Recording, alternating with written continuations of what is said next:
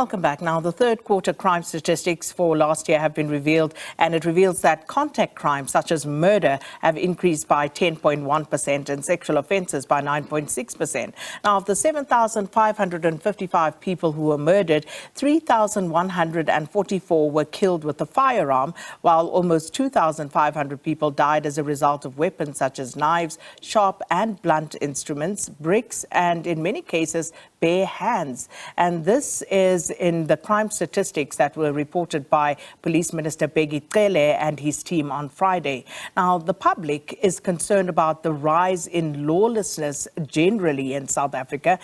For example, Transnet told Parliament on Thursday that the theft and vandalism that they have witnessed have brought a huge loss of revenue to the entity. Transnet also said that there has been an over 1,000% spike in cable theft over the last 5 years, with a 100-kilometre stretch of cables being stolen every single month. And Police Minister Bheki Cele joins us now virtually to talk about these issues and the escalation in murder and other violent crimes such as sexual offences and generally crime in South Africa. Minister, good to have you with us. Welcome to Morning Live. Morning to you, Sakina, and morning to the viewers. So obviously, Minister, the rise in serious crime is of great concern to South Africans, but unfortunately not surprising because we live through this, and very often there is anecdotal evidence, but here is the statistics to actually back that up. So as the Minister of Police, what is your view on these statistics and what they are telling us at this point? Yes, indeed. These kind of statistics don't give one piece, don't give, I think, many South Africans, and the one fully agrees with South Africans that you can't have a peaceful night with such statistics. But as you have mentioned, Sakina, we have given the figures of people murdered in South Africa. That's 7,555 in 3 months. That's a very high number of people murdered. Most of them with firearms, mostly would be illegal, but also with a very close number with other instruments that people convert to murder, including their own hands.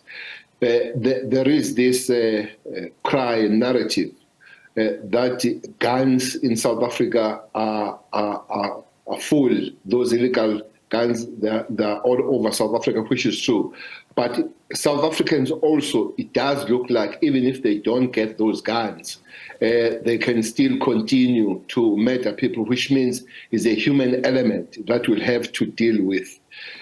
Hence, we are still trying to deal with those illegal firearms. One figure that you would have seen is that last 12 months, we've found 46,000 illegal firearms that have been destroyed. But the most worrying, Sakina, will be the rapes and the sexual assaults. 62% of the people that are raped and sexual assault are raped where they are supposed to be safe. Houses and bedrooms are crime scenes in South Africa by the people that are supposed to be protected or protecting the very same people that make them their victims. Fathers, uncles, brothers, and grandfathers assaulting and raping their own. It's a very worrying trend. And one would imagine that that would perhaps be a little more intricate and more difficult to one police and to act upon. But if we look at, for example, the murders, attempted murders, vigilante crimes that are taking place in our societies, just as an example, Minister, what is the plan to actually turn the tide in these crime categories? How are we going to turn this around? Because we can talk about and name examples forever and a day, but what are we going to do to turn it around? I was very pleased to hear the approach of Gauteng Premier on his budget speech today. The Cabinet of the Republic of South Africa, Sakina, has produced a document that is called Integrated Violent Crime Strategy Prevention, which says the fighting of crime is across the government. It's not just one department. I heard Panyaza following that. He spoke about several things, and most of the things he spoke about, they can make a huge contribution in the crime prevention. Finding the jobs, working on the well-being of the people of Gauteng, building the houses. In Gauteng alone, we've got 700 informal settlements. Those informal settlements, Sakina, is where we pick up most dead bodies, where there are no streets, where there are no lights, no numbering and all that, where there is high level of social issues, high concentration of shebeens and all that. While police arrest these people, but the conditions, social conditions will have to really change. To show that we do arrest people is that 40% of the correctional service population is over 40% as we speak, which means police do react. But what we need to work on is a prevention, and that prevention is across the board. One pillar of that strategy that has been produced by the cabinet is an early intervention. So when you go to Cape Town, Hanover Park, a township at 11 on Tuesday, you have a meeting there. You find that there are more school kids in the meeting than the parents. And this is Tuesday, and schools are functioning, are open. So that begins to feed in the gangsterism and all those things. So the early interventions it will be one thing that will help South Africa, that while we work now in terms of responding, in terms of law enforcement and otherwise imprisoning people, but we need to work on a broader situation where the situation and the future will be much better than it is at the present moment. Minister, I totally agree with you. This has to be addressed holistically. However, when we look at, and you are correct, it is a mistrust. There's this trust deficit between the South African public and the criminal justice system as a whole.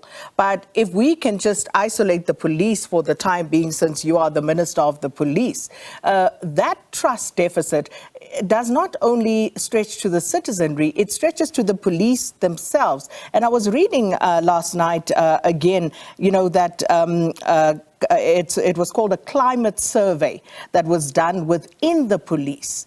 And in as much as the public has very little trust in the police have very little trust in and amongst themselves, because that survey showed that half of the police believe that their colleagues were dishonest. More than half believe that they abused their power. Also that they were ill-disciplined and didn't conduct themselves ethically or professionally. So this is the police and how they feel about themselves. And as you can imagine, the public also feels that way, perhaps to a greater degree. So how do we deal with that, Minister, in trying to actually deal with crime that seems to be on a runaway train right now? Well, it's a pity, Sakina, that many thousands of these members of South African police are good men and women that are doing their work. And indeed, there will be fewer that are giving that kind of image and that kind of feeling. Last 3 months, our quarterly report, we have arrested and fired 46 members of the South African police. That's a big number to expel and arrest in 3 months. Indeed, the survey you spoke about, coincidentally, we had a strategic plan of the top management of the South African police. In that strategic plan in Cape Town, we invited very junior officers, the sergeants, even the constables, and we pleaded with them to talk as if there is no management, as if there is no minister. They spoke, Sakin. There's a lot that needs to be fixed, and there's a lot that was found beside the survey you talk about. But when you hear from them, when they go and tell you much to be fixed. One thing that we need to fix in the South African police, it's the availability of police themselves, the number that has been reduced, which puts a lot of pressure on the police, on the bed. I repeat this number all the time, that 2010 we had 196,000 police with 50 million South Africans. Now we have 176,000 with 63 million South Africans. That puts stress on them. But also, for some reason, there is a big number that is absorbed on criminality, and quite a big number of the police are getting arrested. So the well-being of the police, the wellness of the police needs to be worked on. One thing that we're dealing with, we're trying to bring more social workers to be part of working with the police.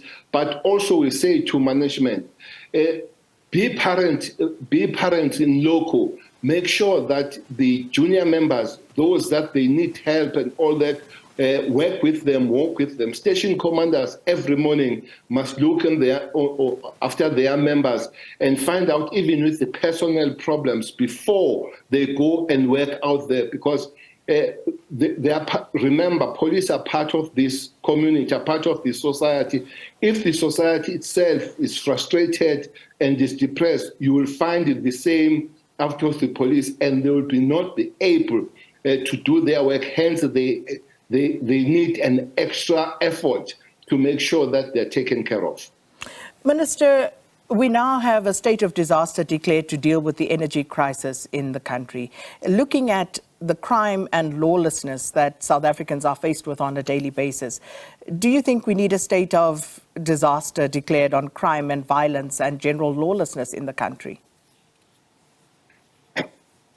Even if you did, Sakina, do that, and you don't fix things that I spoke about, look at the crime. If you go on the crime stats, most people, or almost all people that they die and you pick up dead bodies, they're not from the affluent areas.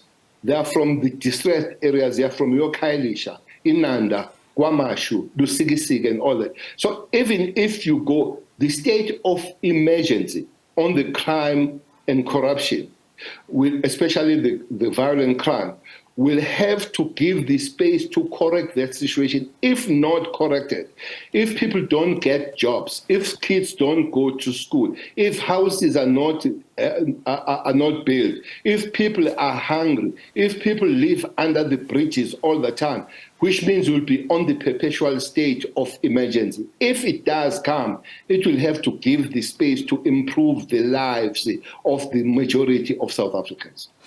Which is a fair point, Minister. However, your crime stats that you released on Friday also showed an uptick in the number of murders as a result of vigilanteism,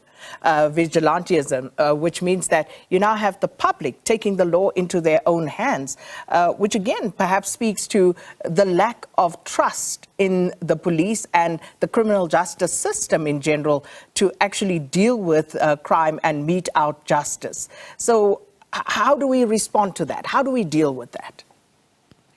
It's true. It's true. It's a worrying figure that is growing. One has been observing it. One problem, Sakina, has been the